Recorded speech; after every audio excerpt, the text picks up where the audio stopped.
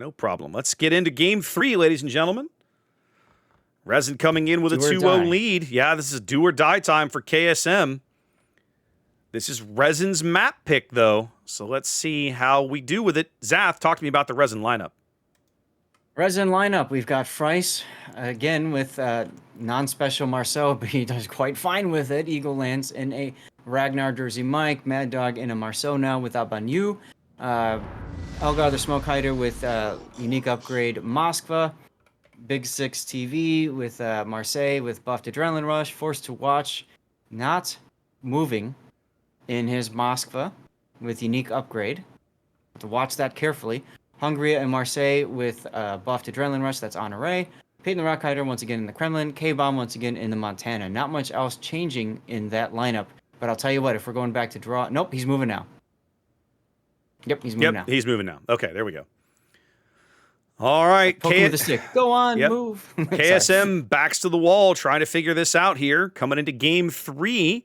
Let's start with Ganser's Marceau. Same build we've been looking at. Acarona now in a Z42.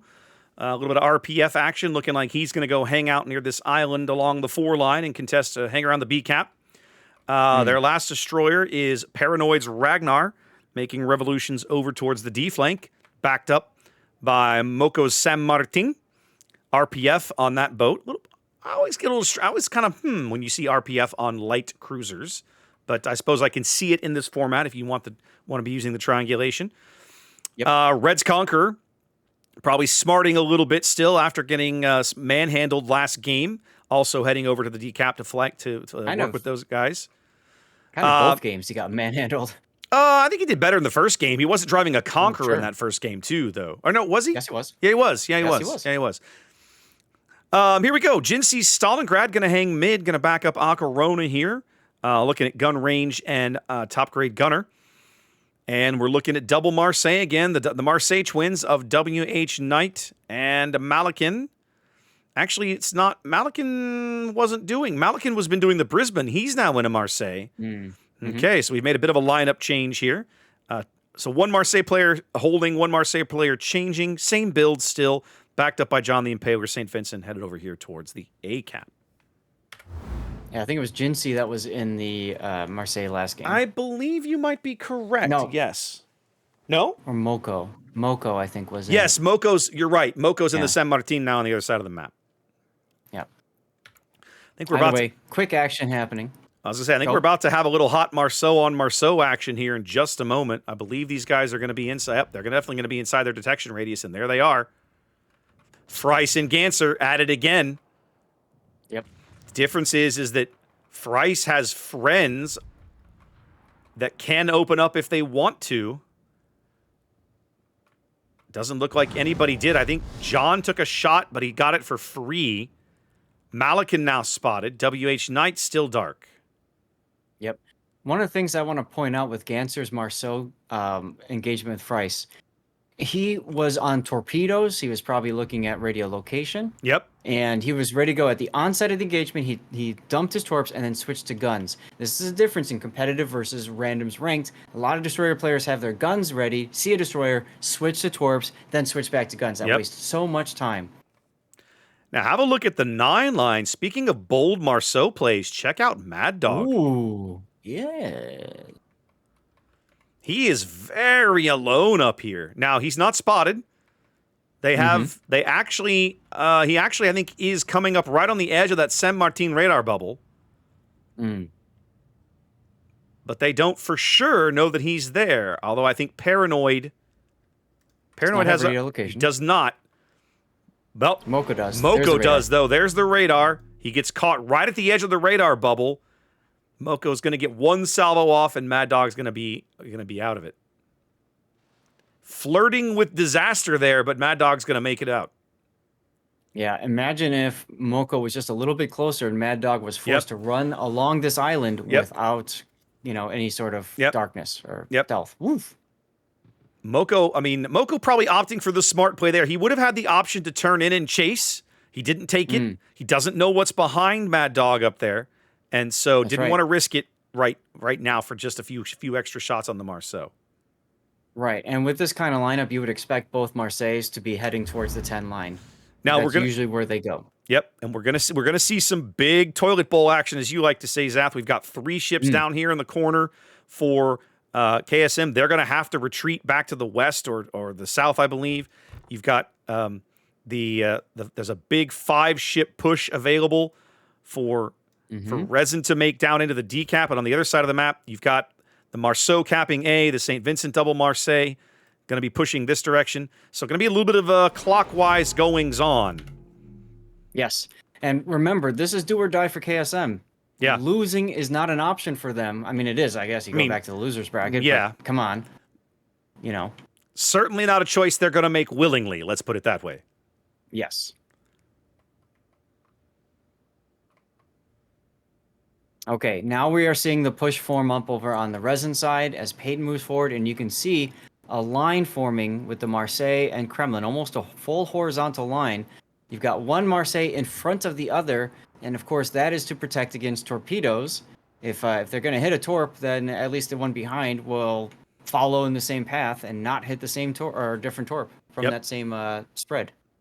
Peyton making big steps towards the decap. Obviously going to go camp in there. Try to convert that cap over. One of the things that we've seen Resin do consistently on these maps is that they seem to consistently play towards the areas where there are double capture zones. They're playing for the board control points. Yep. Now take a look at Resin. If you draw a line on the map there, you can see that they're using the Marseilles to just kind of wheel around and sweep away the bottom end of KSM. Yep. And it's going to work too. Paranoid was taking some chip shots at Peyton. He's going to cough up some health for it as Big Six is getting some HE shells up his stern. Oh, yeah, that hurt. Yep. Ouch. He felt that. Yep. Now, with Resin's Marseilles ducking into this island here, they do leave room for Moko to just loiter around in the San Martin. The question is, does Resin really care? I'm going to go with no. I don't think so. The San Martin is a decent threat to opposing destroyers and possibly an opposing light cruiser. It's not really a threat to those Marseilles. It's really not. Exactly. Certainly isn't a threat to Peyton, right? Well, as predicted, push up the A flank has the 1-2 line kind of now wheeling around. The Resin, the Resin push down the 8-9 line, kind of wheeling around, and everybody now going to go fight over mid as we're at a tie game. We had a lead change one way. There's the lead change back the other way. Still a close game here. 12 minutes to play in game 3. Now, Resin's also doing something else I like, Zath. They've pushed KSM's decap team all the way down to the bottom of the map, and now they're turning and going back north, back into the board. Like, we're going to leave you there. We don't care about you anymore. Right. And if I'm that San Martin, I'm looking at, okay, once they commit to leaving me alone, I'm going to make them pay for it. He's got to have to turn around and get ready to do that. Yep. And frankly, Red might also want to be thinking about doing that in the Conqueror.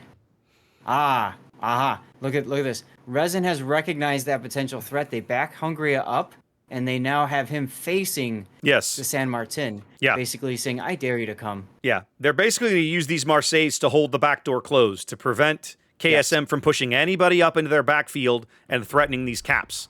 And basically now, with the Moskva and the Kremlin set up right here between the twins along the 7 line, it's like, okay, the C and D cap are ours. What are you going to do about it? Yep. So it's hold that cap for the Dominion. Pretty much. It's a 50-point lead and growing, but KSM is going to grab first blood, taking out K-Bombs Montana up here on the 1 line. Man, he disappeared fast. Well, last I looked, he was pretty healthy. They've been working him over for a while. That's going to change the lead back briefly. That's got to be a big confidence booster for these guys. They've had the lead a couple of times in this match, in this game, I should say. Forgive me. Which is something they haven't been able to say in the first 2 games. Once again, Marseille AP chewing into Conqueror's side. They're playing little games here. They're gonna have a hard time capping the B cap while Elgar's radar is available. That's the trick. You've got Eagle, and you've got Elgar. Look at Forced to Watch and Knight. Ooh, he's kind of caught out, isn't he? I think they're going to lose forced Knight. to run now. Yeah, Knight's going to burn out, but Forced to Watch is definitely in a bad spot here. Yep, and he will be forced to watch the rest of the game. He will definitely be watching. He will not be participating. They're going to lose Knight for sure. It's just a matter of time. The hard thing about that, though, is that John the Impaler is all by his lonesome up in the front now, afterwards. Yeah. So we trade kills there. Resin will shortly move back out to the lead again, but they are down ships at the moment. Look at Resin almost like being chameleons. They're just attached to this island chain right here. Well, and they're That's using the cover to good effect too, right? Mm-hmm. They've moved up to focus John out, who has yet to hit one of his heals. It's got to be coming in seconds. I mean, he might as well. There's a mod raptor, and I'm sure you run it too, that kind of flashes at you when you're when you can maximize, when you can max. Yep. And it's so easy to make the mistake of waiting too long because of that, because you're like, oh, I want to wait till I can max heal. Yep. Eagle's also playing a very dangerous game. While his teammates are busy focused to the St. Vincent, he's in a gunfight here in mid, but it's a bit of a 3-on-1. Akarona's putting shells on him. Jincy's putting shells on him. Ganser trying to get back in Cap B while the Moskva is distracted. Yeah, needs to happen, but John the Impaler needs to also, like, get out. John's heel is done ticking. The torpedoes from Frice are coming in. That looks like those are going to be impactful, although John may make it. As long as he doesn't, he's fine. Yeah, he can't change his engine. If he changes his engine, he's in trouble. But as long as he keeps reversing, he'll make it. I was also looking at underwater features. There's nothing that will grab him at this point. So there's nothing there. John's coughed up a huge chunk of his HP, but it is going to allow his teammates to grab the middle of the board. Now, have a look at the 10 line, Zath. Hungry is looking a little worse for wear. We're seeing a little bit of a push going on back here against these Marseilles. Conqueror AP. Oh! Conqueror AP coming in. That's going to let Moko win this duel. Another big kill for KSM, up 2 ships now. Yes. This is what needed to happen. Moko needed to go onto the border, and he did that. But he is on triple fire right now. Yep. John able to salvage his ship back to cover. 16 seconds to a heal as Frice opens up on him. But I think it's going to come a little too late. I don't know. Yeah. Oh, they got a fire. They're going to try and tag team him with Mad Dog before the heal lands. Mad Dog. Yep. There goes the heal. I don't know. Can he power through it? He's powering through it right now. Check it out. Yeah, I see it. He also can't go much farther back, or else he'll give his side. Yeah, he's got to be very cautious of the Moskva Kremlin pair back there. For the moment, 7 minutes to play, and it's a 50-point lead for KSM. In a game they have to win, they get the other Marseille. That's huge. Yeah, so now huge. The 2 Marseilles set up to hold the back door closed, but KSM polishes them off, and now the decap is open if they want to try for it.